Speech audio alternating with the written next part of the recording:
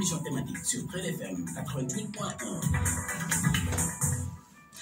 Bienvenue à ce deuxième numéro de votre émission CC en parle. C'est une série de 4 émissions que la Trade FM et son partenaire CC, le Centre canadien d'études et de coopération internationale, qui vous propose jusqu'au mois de décembre cette émission. Et pour ce deuxième numéro, nous allons aborder avec Madame Dialekatou Barry Diallo, qui gère ce volet renforcement ou amélioration du pouvoir économique des femmes au niveau de CECI. Et nous avons sur ce studio d'autres invités également qui vont témoigner sur la thématique amélioration du pouvoir économique des femmes. Alors, Madame Diallo, Dialekatou Barry, vous êtes volontaire et conseillère en gestion entrepreneuriat féminin au CECI. Bienvenue et très heureuse de vous accueillir à nouveau à notre studio.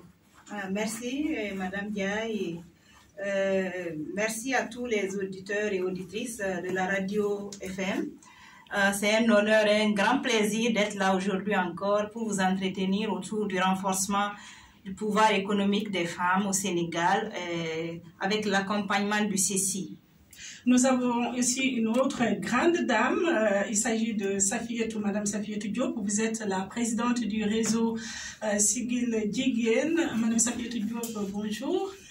Bonjour. Bienvenue madame. aussi. Bonjour. C'est un plaisir vraiment d'être là à la radio Trade FM pour parler du CECI. Qui est votre partenaire également. Absolument. Alors, sur ce plateau, nous avons aussi Monsieur Djibril Ousmane Ndong. Monsieur Ndong, bonjour. Vous êtes aussi du réseau Sigil Jigien, responsable chargé du suivi et évaluation à ces 10 réseaux. Bonjour, Monsieur Ndong. Bonjour, Madame Diaye. Merci pour l'invitation à Trade FM. Et je pense que nous allons partager une heure de discussion intéressante. D'accord. Je rappelle aux auditeurs que la thématique que nous allons aborder, c'est l'amélioration du pouvoir économique des femmes. Et c'est Madame Dialekatou Barry qui gère ce volet au niveau du Centre d'études et de coopération internationale CECI. La première question que je vais adresser à Madame Diallo, c'est quelle est l'approche de ce Centre canadien d'études et de coopération internationale en matière de renforcement du pouvoir économique des femmes? Quelle est l'approche que vous avez mise en place dans ce cadre? Merci, Madame Diaye. Et avant de répondre à la question sur l'approche du CECI sur l'amélioration du pouvoir économique des femmes, j'aimerais quand même faire un petit rappel, même si le spot publicitaire en parle. Le CECI, c'est le Centre d'études et de coopération internationale. C'est une ONG de coopération internationale qui a été créée depuis 1958. Et depuis, le CECI appuie et contribue à travers des projets de développement et humanitaire au renforcement du pouvoir économique, avec pour mission de combattre la pauvreté et toute forme d'exclusion, et une vision d'un monde sans pauvreté, inclusive et égalitaire dans la célébration de la diversité. Alors, en revenant à l'approche du CECI pour l'amélioration du pouvoir économique des femmes, en actualisant sa politique d'égalité entre les femmes et les hommes, le CECI en 2007 a fortement réaffirmé son engagement d'accompagner les femmes pour leur autonomisation à travers des projets thématiques, à travers le renforcement de leurs capacités, étant donné que la pauvreté se définit non seulement par un manque de savoir, d'avoir d'abord, mais c'est aussi un manque de savoir et de pouvoir. C'est pourquoi dans l'approche du CECI, on prend en compte tous les facteurs qui aggravent ou qui entravent la capacité d'agir des femmes. C'est-à-dire, nous tenons compte de ce qu'on appelle de l'intersectionnalité. Et l'analyse intersectionnelle est cette théorie qui explique pourquoi des facteurs comme l'âge, comme la pauvreté, le statut socio-économique, comme par exemple un handicap peut venir aggraver la situation d'une femme.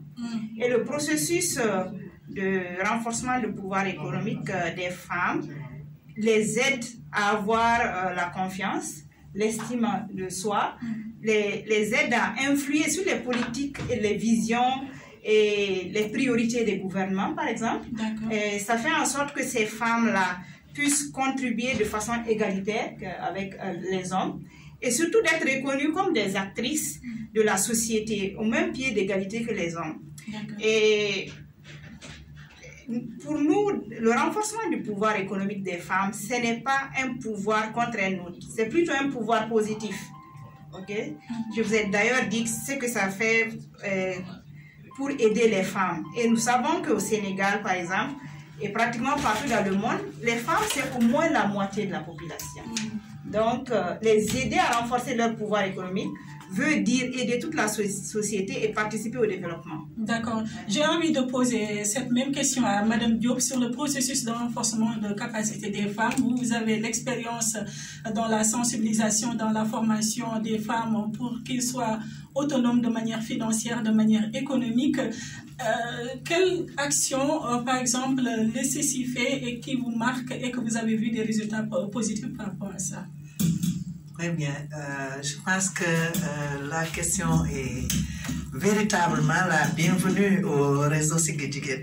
Mais vous me permettrez, ma sœur, vraiment de revenir sur l'historique des relations entre le CECI et les femmes sénégalaises, même avant le réseau Siggil Jigéen jusqu'au réseau Siggil Jigéen, parce que c'est ça qui est déterminant et c'est ça qui aujourd'hui peut expliquer l'action positive du CECI sur les femmes et sur le pays.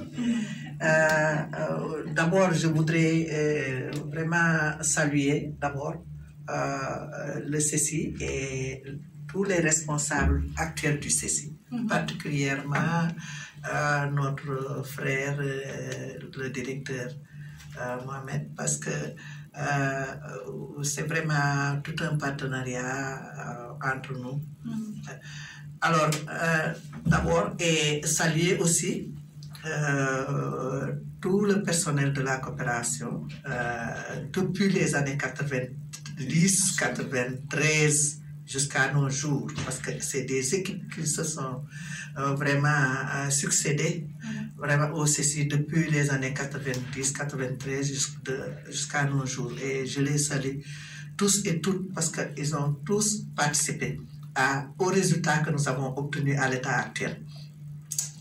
Alors, pour dire que ça, pour nous, les femmes sénégalaises et particulièrement les femmes de ma génération, nous avons débuté vraiment notre partenariat, notre chemin avec le CECI dans les années 93.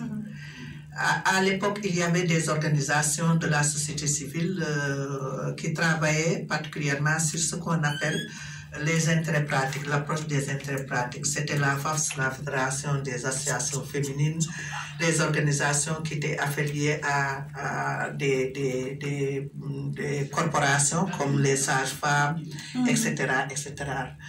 Alors, il y avait très peu d'ONG vraiment féminines ou féministes qui travaillaient systématiquement sur ce qu'on appelle actuellement les enjeux stratégiques, c'est-à-dire les intérêts des femmes.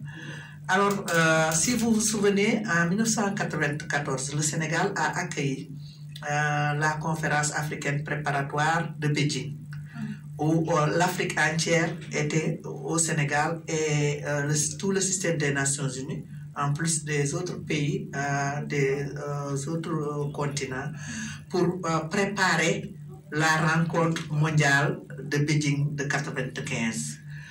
C'est dans le siège de la préparation en 1993 que nous avions eu beaucoup de partenariats avec le CECI, nos organisations prises isolément. Moi, je me nomme Safiatou Diop, je suis la présidente du collectif des femmes pour la défense de la famille, qui est mon organisation d'origine. À l'époque, il y avait aussi la professe de Kaolack, dirigée par notre défunte sœur, que Allah ait pitié de son âme, Binta Sarr. Et il y avait l'ANAFA, l'Association pour l'alphabétisation des adultes aussi, ainsi que le CONAF, l'organisation de Djibril Ousmane qui s'occupait d'alphabétisation et l'ASBEF qui s'occupait de santé. Alors, nous avons développé des partenariats avec le CECI pour vraiment d'abord prendre conscience de la nécessité vraiment de faire émerger des femmes et des organisations de femmes sur l'échiquier national et ensemble de préparer la conférence africaine préparatoire parce que c'est le Sénégal qui devait accueillir l'Afrique et ce sont les femmes africaines qui devaient être au rendez-vous ici. Et donc, c'est comme ça que nous avons noué ces partenariats avec CECI qui nous a aidés à renforcer nos organisations, à savoir exactement ce que nous sommes et pousser même certaines femmes à vraiment faire émerger des organisations. Quand nous avons eu véritablement à préparer un plan stratégique pour nous, dans le cadre vraiment de la préparation de la conférence, nous nous sommes rendus compte que nos organisations prises isolément sont très faibles. ANAFA de côté, APROFES à Kaolack, COFDEF à Thiès et ASBEF un peu à Dakar et un peu à travers le territoire. À l'époque, Yewi Yewi était encore une organisation vivante, Yewi Yewi de Marie-Angélique Savané. Et donc, on a fait le bilan de nos organisations, l'état des lieux sur l'échiquier national, mais en corrélation aussi avec l'état des lieux sur le statut des femmes dans les politiques du gouvernement sénégalais. D'accord. Et ce qui a émergé vraiment de la situation de référence, c'est que les organisations de femmes sont très, très minimes sur l'échiquier national. À l'époque, c'est le CONGAT qui regroupait toutes les organisations de développement. Et rares étaient les organisations de femmes membres du CONGAT ou qui étaient officiellement reconnues ou même qui existaient. Et donc, c'était vraiment très faible. Et nous avons fait le bilan aussi, vraiment des politiques en direction des femmes. Depuis... Qu'est-ce que ça a donné, le bilan? Oui, j'en viens. D'ailleurs, c'est cette situation de référence sur le pays qui nous a montré que les femmes sont très, très, très sous-estimées, très minimes, très peu prises en charge dans le cadre vraiment des politiques et programmes. À l'époque, le Sénégal n'avait pas encore vraiment développé ce qu'on appelle l'approche genre. C'était l'approche IFD, intégration des femmes dans le développement que le gouvernement pratiquait dans des programmes de développement, c'est-à-dire prendre en charge les femmes après la conception, après, en réalisant sur le terrain les programmes, qu'ils se rendaient compte que les femmes existaient et qu'il fallait les prendre en charge.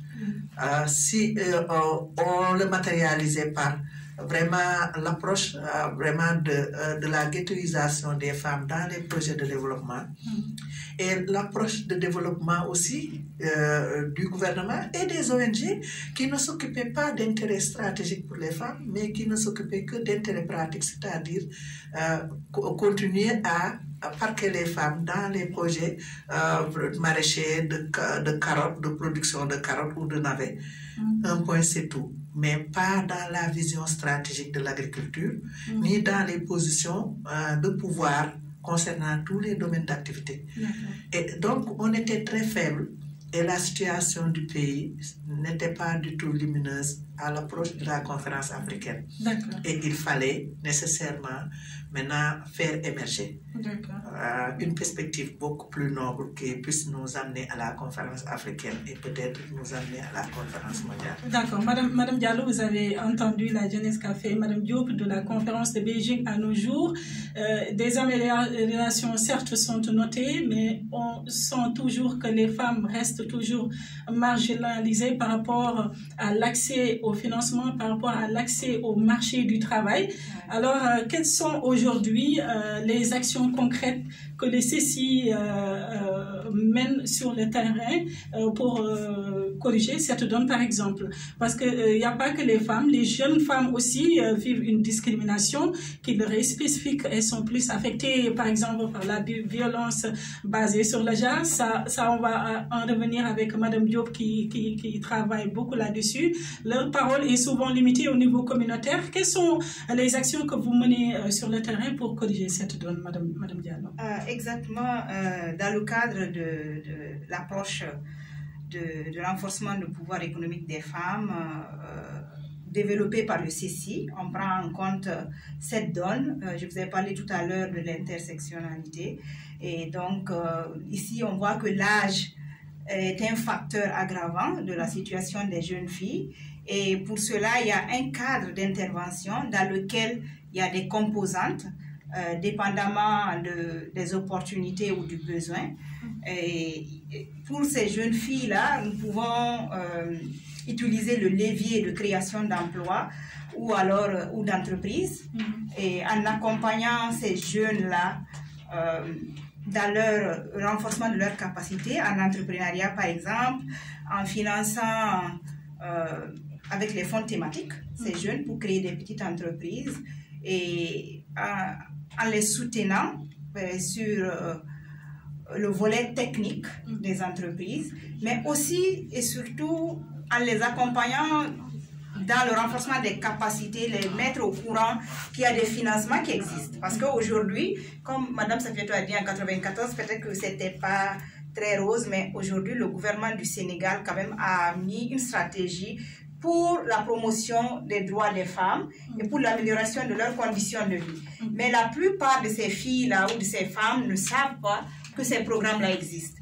Donc, le CECI organise souvent des ateliers d'information, de l'accès au financement, de comment créer une entreprise, par exemple.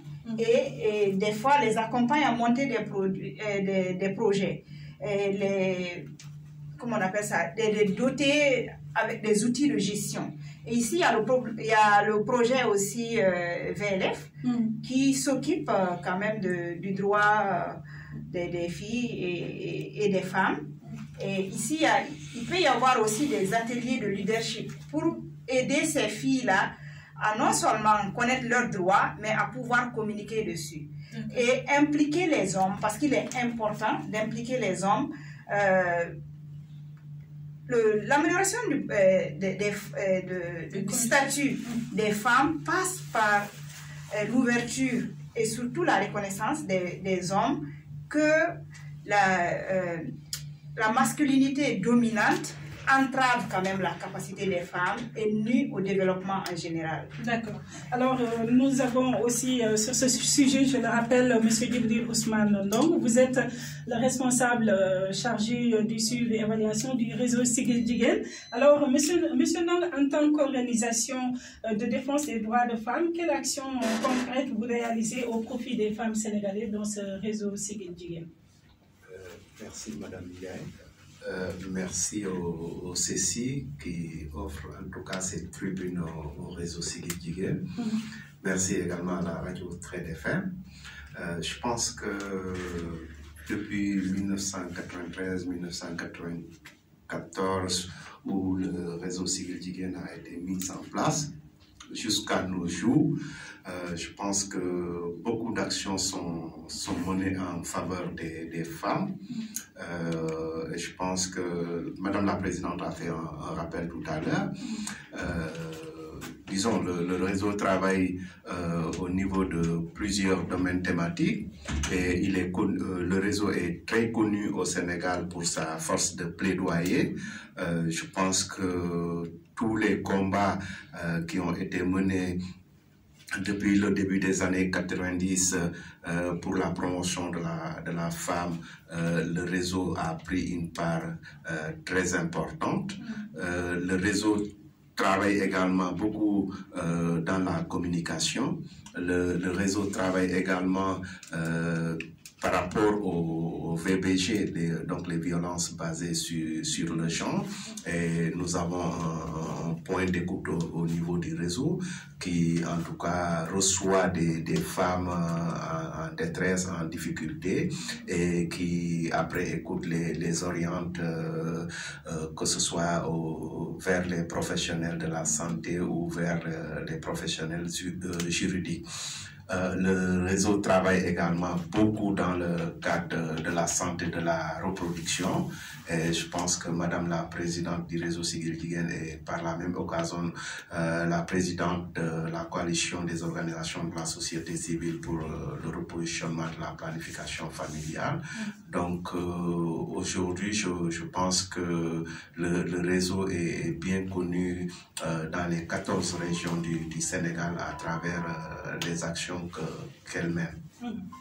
Madame Diallo, au moment où vous voulez améliorer le pouvoir économique des femmes, le constat est que les femmes ont moins de chances que les hommes d'accéder au marché du travail, même à diplôme égal avec les hommes. Comment expliquez-vous cette discrimination? Bon, cette discrimination s'explique par le fait que la pesanteur culturelle et religieuse est encore d'actualité. Et que nous avons encore besoin, en tout cas, de plus plaider en faveur des femmes, malgré les stratégies qui sont sur place. Et d'ailleurs, ça, je pense que ce que vous avez dit là, c'est général, c'est dans le monde entier. Et il y a la tâche aussi, il y a le poids des tâches domestiques.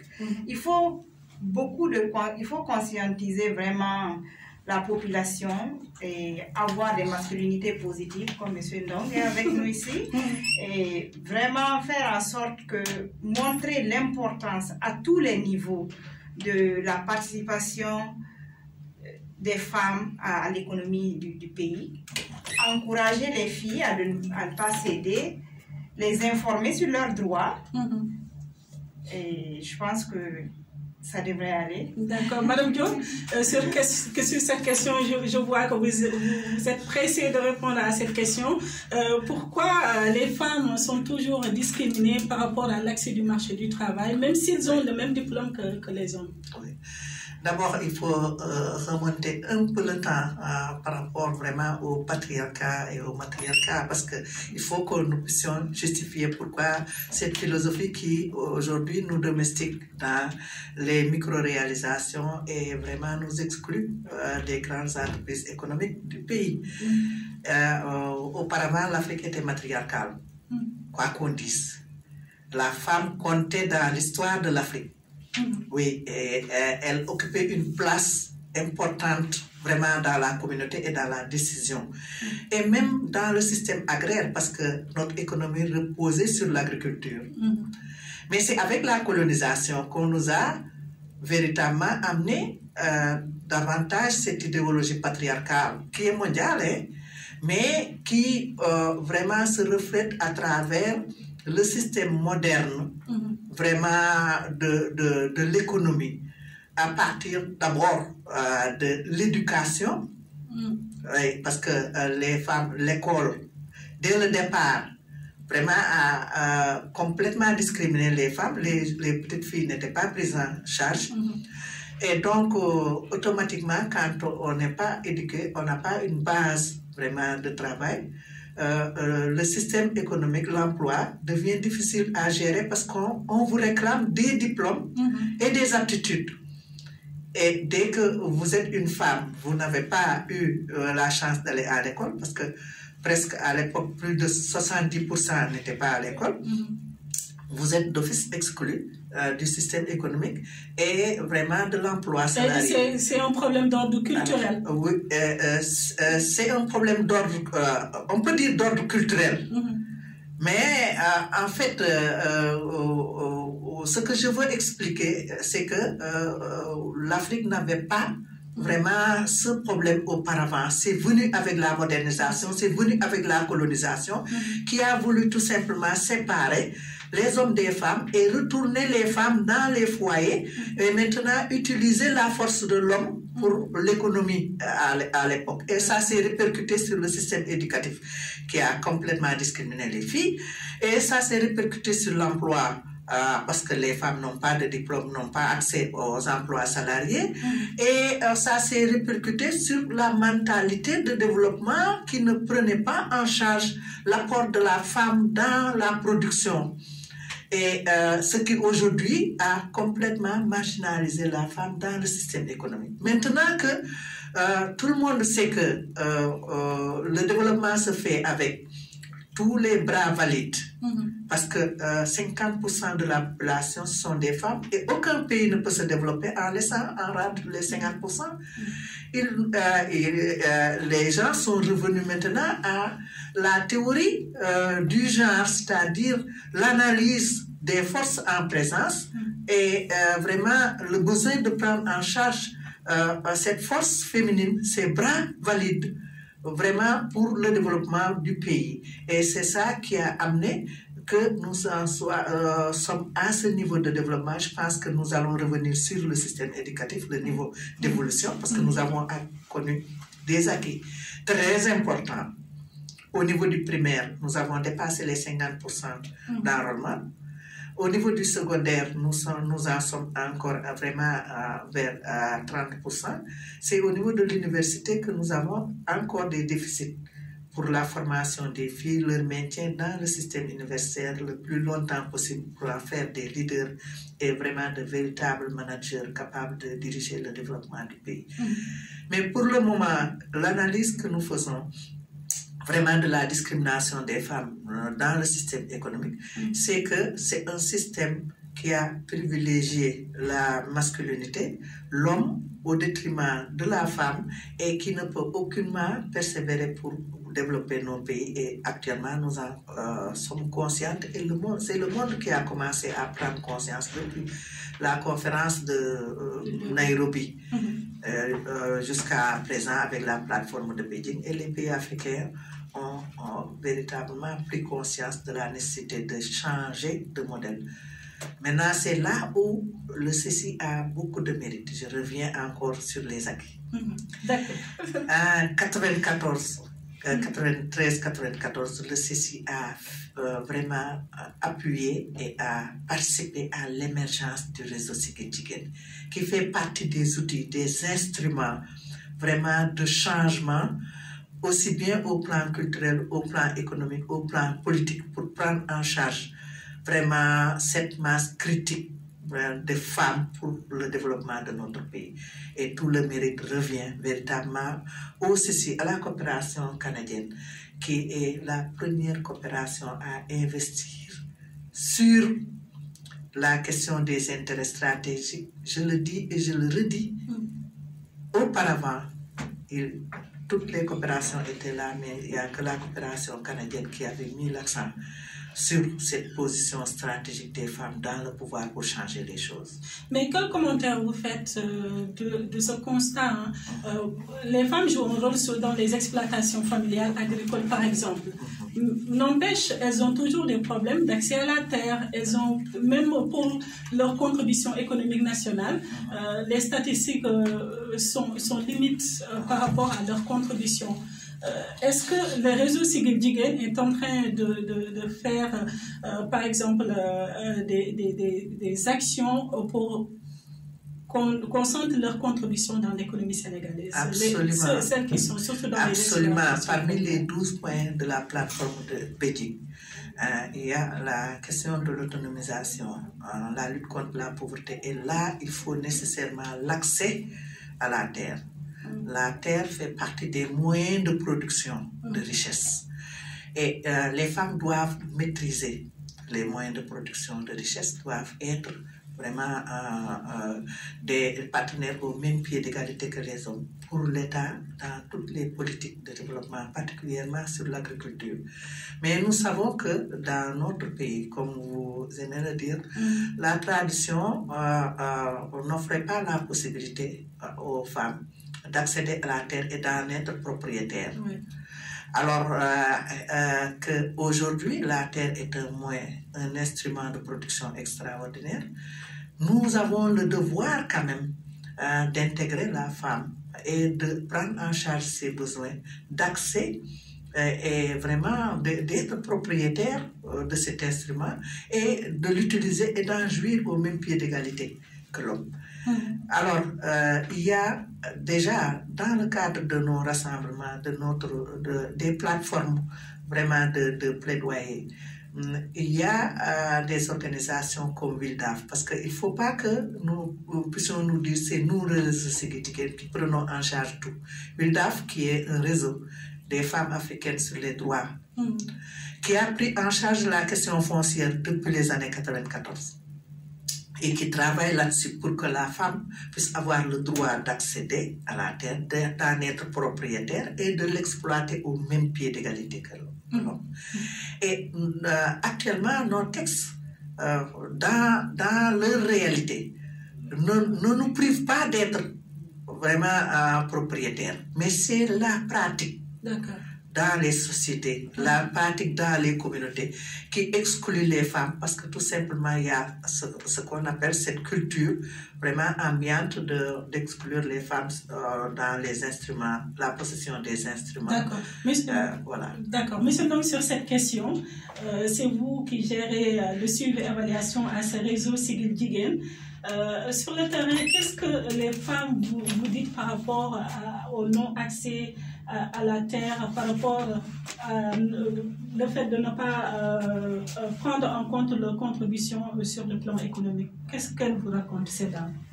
Oui, je pense qu'il faut partir d'un constat. Et le constat est que, comme Madame la Présidente l'a dit tantôt, nous sommes dans une société qui est sous le pouvoir des hommes.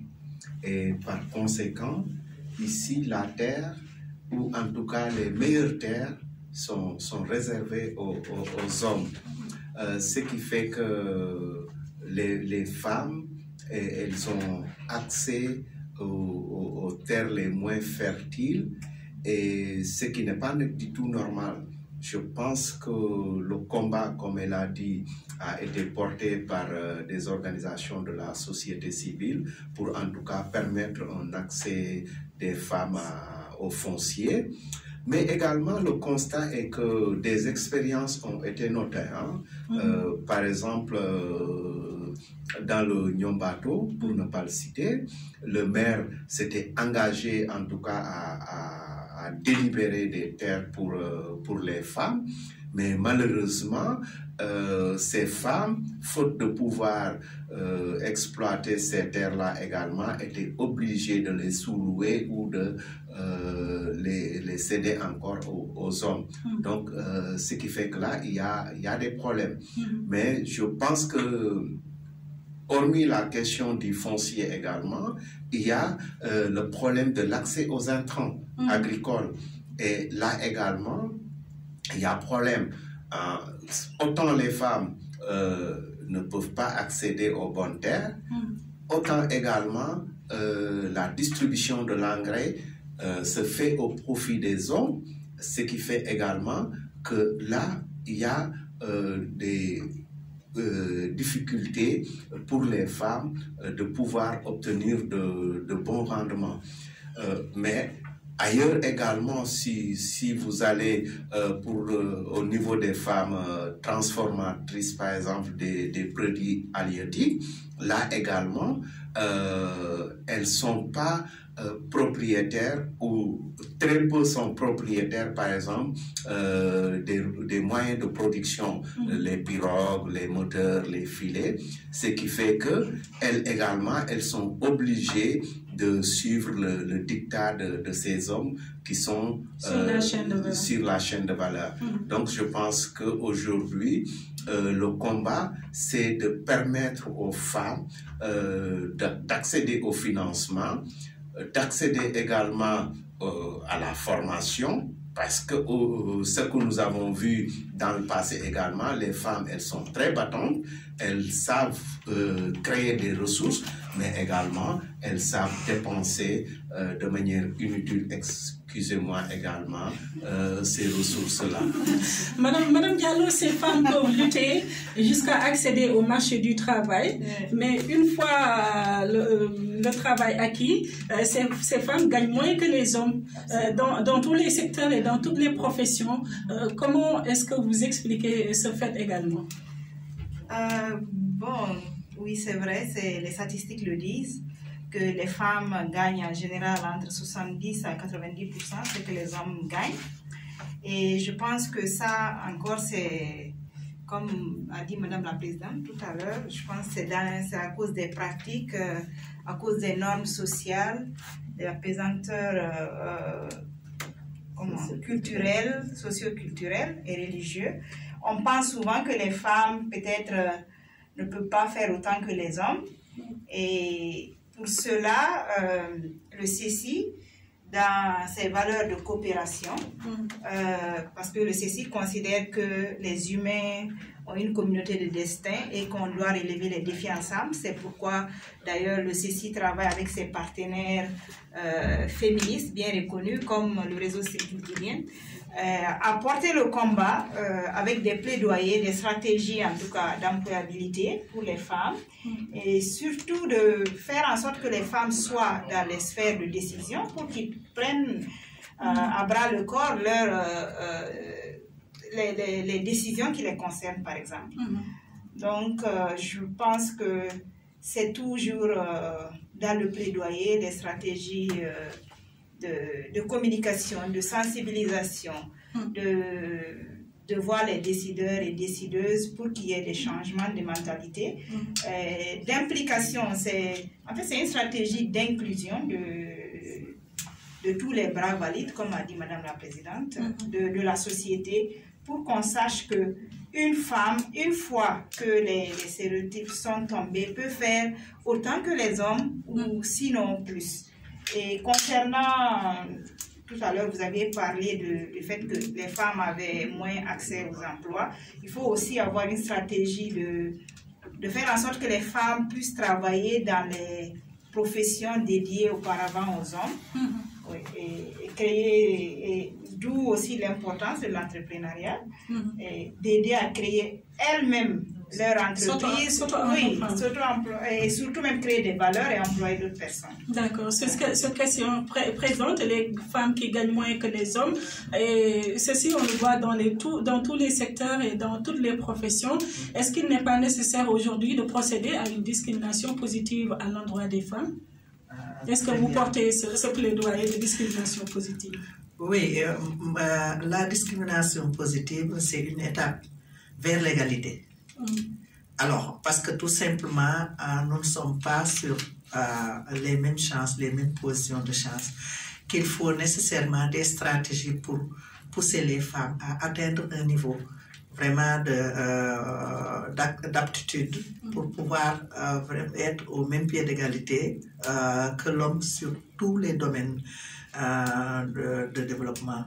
Mais je voudrais juste revenir sur la question du salaire. C'est dans le monde capitaliste, quoi qu'on dise dans l'économie de marché, que effectivement nous avons vu qu'il y a un travail égal, il n'y a pas de salaire égal entre les hommes et les femmes. Mais c'est dû au rôle attribué vraiment aux femmes et aux hommes dans la production. Comme dans la reproduction. C'est vraiment le cantonnement dans les rôles, comme on aime bien le dire. Les femmes sont cantonnées dans le rôle de reproduction de la force de travail de l'homme, c'est-à-dire tout ce qui est vraiment dans la sphère privée, même au niveau de l'agriculture, ce qu'elles avaient et ce que la mentalité, le culturel voudrait qu'elles occupent vraiment dans la chaîne de valeur tout ce qui est activité de vente ou bien de transformation, ou bien qu'elles s'occupent vraiment des champs pour avoir de quoi retourner dans la cuisine et rester dans la sphère privée. Et ce cantonnement-là dans la sphère privée pour la reproduction de la force de travail de l'homme qui doit avoir maintenant la capacité d'être dans la production et d'occuper vraiment les forces productives fait que à l'état actuel, même si vous avez la possibilité d'accéder à la production, en tant que femme, ce statut-là, avec ses corrélations vraiment de droit, fait que vous restez en dessous du salaire attribué à l'homme. Parce que, d'abord, du point de vue vraiment de la position salariale, on donne à l'homme la possibilité d'indemnité sur ses enfants. Alors qu'on ne le donne pas à la femme, alors que nous, c'est nous qui enfantons, c'est nous qui pouvons jurer vraiment de la naissance de ces... Mais ce sont les hommes qui étaient payés, même les indemnités d'accouchement étaient payées aux hommes à l'État à l'époque. Imaginez la femme qui accouche, mais on paye les indemnités d'accouchement à l'homme sur son salaire. Alors, il y a eu beaucoup de luttes quand même. Et l'État du Sénégal a corrigé la législation. Et à l'état actuel, nous avons quand même connu un léger mieux sur vraiment le traitement des salaires, quand même, bien même que nous ne sommes pas encore à travail égal, salaire égal de façon systématique. Mais ce qui est sûr, c'est que tout est dans vraiment la position et le rôle joué vraiment par les deux sexes, que ce soit l'homme ou la femme, dans la production, dans la reproduction et dans le rôle communautaire que nous oublions très souvent, parce que c'est ce rôle communautaire qui donne accès au pouvoir et au pouvoir politique pour pouvoir vraiment régler les grandes questions d'orientation et de politique qui pérennisent ou qui enlèvent ces questions de discrimination. Alors donc, à l'état actuel, le Sénégal a connu un léger mieux du point de vue des textes, mais il faut que les femmes elles-mêmes puissent comprendre leurs droits et véritablement le réclamer pour qu'elles puissent accéder à ce qui a été fait. Alors, chers auditeurs, je rappelle juste que vous suivez votre émission Cécile en parle. Nous sommes à notre deuxième numéro et nous parlons de cette thématique qui est l'amélioration du pouvoir économique des femmes. Alors, sur cette deuxième partie, on va parler de l'enquête harmonisée sur les conditions de vie des ménages au Sénégal qui est publiée récemment par l'ANSD. Enquête qui indique que les ménages dirigés par les femmes sont moins pauvres que ceux dirigés par les hommes. C'est une bonne nouvelle, Madame la Présidente. Absolument. Alors, est-ce qu'une preuve que les femmes gèrent mieux, aussi bien que dans leurs activités qu'au foyer? Oui, ma soeur. Ça, c'est clair. Ça confirme notre thèse, vraiment, de la valeur de la femme comme personne humaine. Vraiment très sensible à la communauté, à la justice, à la démocratie, à la dignité de l'homme. Vous savez, quand une femme vraiment a des revenus dans la famille, ces revenus servent directement à améliorer les conditions de la famille. Elle s'occupe de ses enfants, de leur nourriture, de leur habillement, de leurs études. Elle s'occupe des anciens, elle s'occupe des personnes âgées, elle s'occupe des relations dans la communauté entre les familles. Elle gère ça avec leur propre avoir. Même n'étant pas salariées, les moindres revenus qu'elles ont dans la société servent véritablement à investir dans la famille. Tandis que pour l'homme, quand il arrive à un niveau de salaire, ce qu'il pense, ce n'est pas améliorer les conditions de sa famille. Non, loin de là. C'est d'abord d'acheter un véhicule, une voiture beaucoup plus luxueuse que ce qu'il a. Si c'est en Afrique, c'est d'aller chercher une deuxième femme, ou bien de construire sa maison, sa propriété, son domicile, et non d'améliorer d'abord les conditions vraiment de vie de sa famille de façon immédiate, la santé, l'éducation, la nourriture, les besoins primaires de sa famille et de sa communauté. Donc, toute la différence est à ce niveau-là. Et la société gagnerait, encore je le dis souvent, à investir sur l'éducation des filles et des femmes et à véritablement renforcer leur capacité d'accéder aux moyens de production, à la richesse, pour que la société puisse quand même connaître mieux, une meilleure façon de vivre en communauté. Parce que la femme, elle est d'une générosité extraordinaire et elle est d'un altruisme, elle pense aux autres, alors que véritablement, vous me direz que c'est le moule éducationnel qui produit aussi ça. Mais ce que nous avons vécu, ce que nous savons, c'est que l'homme est beaucoup plus égoïste, beaucoup plus égocentrique et beaucoup plus centré sur sa propre façon de vivre que vraiment le bien-être de sa famille. Et c'est ce que les études nous confirment sur les ménages gérés par les femmes. Madame Diallo, sur cette étude de l'ANSD publiée en septembre dernier, qui indique que les ménages dirigés par les femmes sont moins pauvres que ceux dirigés par les hommes, est-ce que votre volet amélioration des conditions de femmes au niveau économique et social n'en est pas pour quelque chose? Ça peut être, ça peut avoir quelque chose, mais je vais d'abord appuyer les dires de Madame la Présidente, parce qu'il est connu quand même qu'en matière de culture financière, les femmes ont une culture financière plus accrue que les hommes. Et on a une illustration parfaite, c'est sur le microcrédit au Bangladesh, qui a valu à Mohamed Younous d'avoir le prix Nobel de la paix en 2006. Vous savez, c'est lui l'inventeur du microcrédit. Et avec son invention, il a été prouvé que les femmes remboursent, par exemple, plus que les hommes.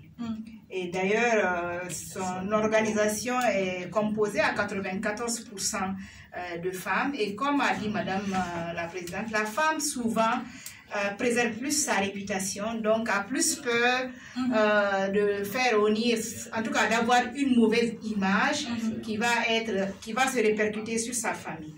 Donc du coup, elle paye plus rapidement. Donc dans notre approche du CECI, on investit plus sur les femmes, non seulement pour une égalité entre les hommes et les femmes, pour en tout cas briser un peu la disparité, et avec des discriminations positives au niveau des femmes, parce que on pense que c'est une grande partie de la population qu'il faut prendre en charge, qui ont des talents, qui ont des atouts, qui a des atouts, j'allais dire, et qui peut vraiment peser dans le développement du Sénégal ou des autres pays où le CECI est présent.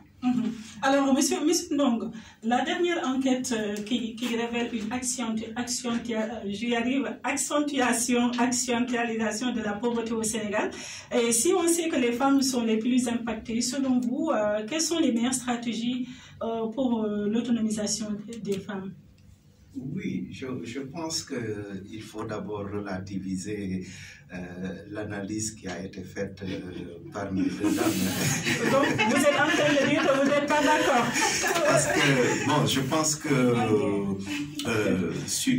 on nous dit que 76% des ménages qui sont dirigés par les hommes, et le reste c'est dirigé par les femmes. Donc vous voyez le taux, il y a une différence. Et même par rapport à cette pauvreté-là également, donc c'est pour les femmes, les ménages dirigés par les femmes, c'est à peu près 22% et à peu près 42% ou 43% pour les ménages dirigés par les hommes. Mais je pense qu'aujourd'hui, l'enquête a révélé que la pauvreté s'est accentuée. Même s'il y a une baisse du taux de la pauvreté de 5 points, mais quand même, il y a une hausse des effectifs de pauvres. Oui, il y en a plus de 200 000. Voilà, plus de 200 000. Et cela fait que aujourd'hui, je pense qu'il faut des stratégies fortes pour réduire ce taux de pauvreté qui, certes, est plus accentué pour l'analyse qui a été faite ici au niveau des femmes.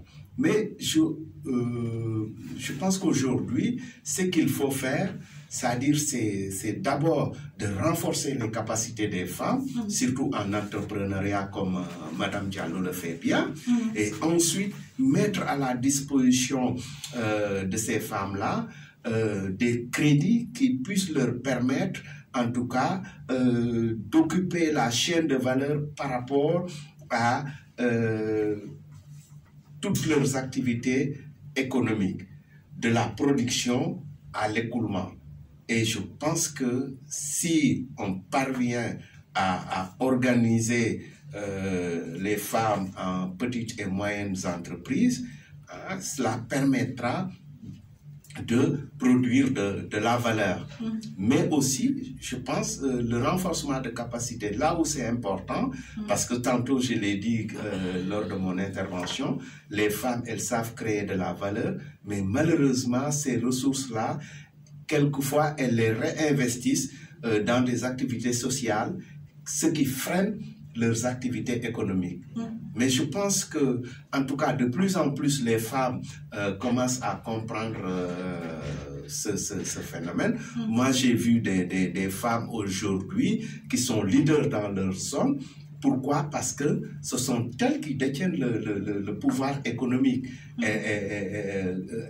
Maintenant, les hommes vont dans les caisses de crédit des femmes pour emprunter.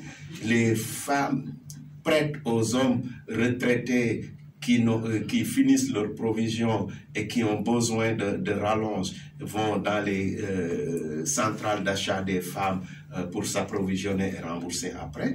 Donc je pense que voilà, c'est ces sortes d'initiatives-là qu'il faut faire pour pouvoir, en tout cas, asseoir un développement des femmes. Sur cette question, Madame la Présidente, sur l'enquête harmonisée sur les conditions de vie des femmes, qui révèle que la pauvreté s'est beaucoup accentuée dans les régions comme Tambacounda, comme Sédhiou, comme Kédougou. Est-ce que dans ces régions, il existe des organisations fortes qui portent le plaidoyer des femmes?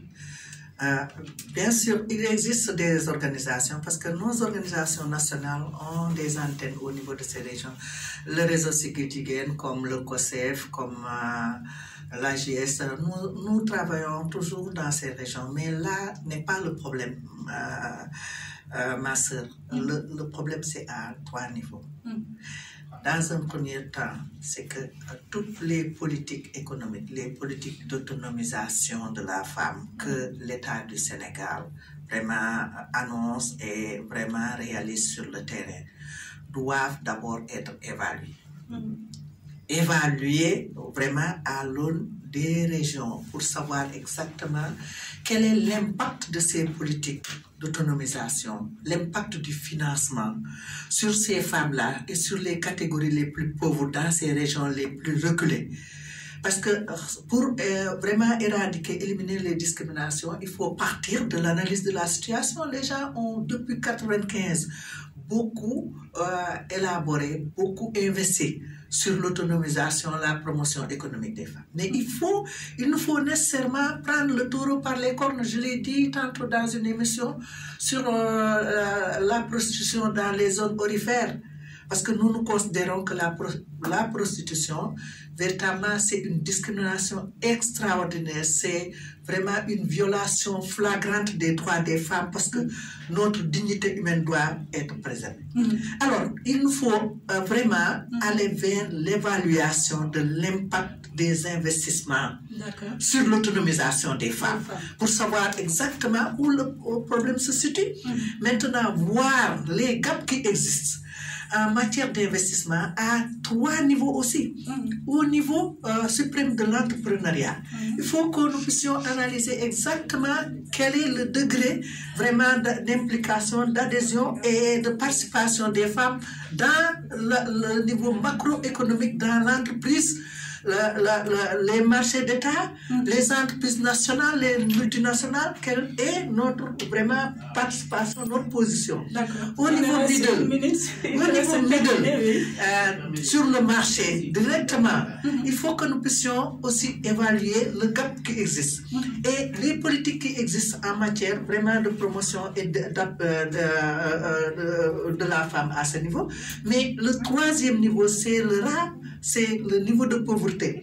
Là où Mère Nobaï qui vend vraiment les tas d'oignons et de mangue au marché,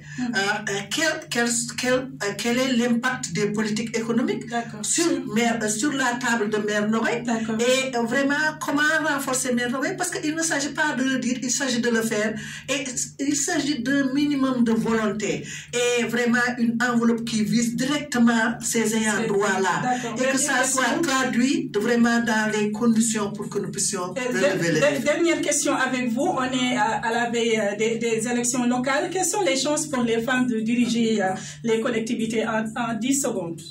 Très bien. Ah, c'est une très grande question. En 10 secondes, Madame la Présidente. Alors, rapidement, vous savez, nous avons lutté pendant 3 décennies pour avoir la loi sur la parité. Mais ça, c'est un gain que nous prenons en charge. Mais l'autre, et le cap C, ce n'est pas seulement d'accéder vraiment aux sphères de décision, c'est d'accéder au pouvoir de décision. Et le pouvoir de décision, c'est être maire, être décideur.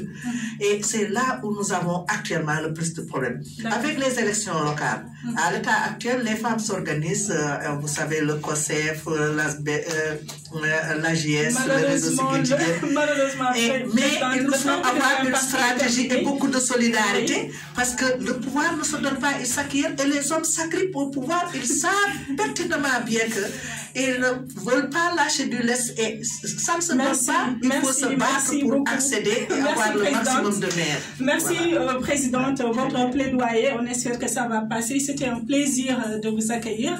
Je rappelle aux auditeurs que nous étions avec Madame Safiatou Diop, présidente du réseau Sigil Jigéen, Monsieur Djibril Ousmane Ndong, membre du réseau responsable chargé du suivi et évaluation, et Madame Dialikatou Bari, vous êtes également volontaire au Centre canadien d'études et de coopération internationale. Merci. Merci beaucoup. Et on se donne rendez-vous dans un mois pour un autre numéro de Ceci en parle. Restez à l'écoute car nos programmes vont se poursuivre. Trade FM 88.1, la radio des affaires et de la consommation.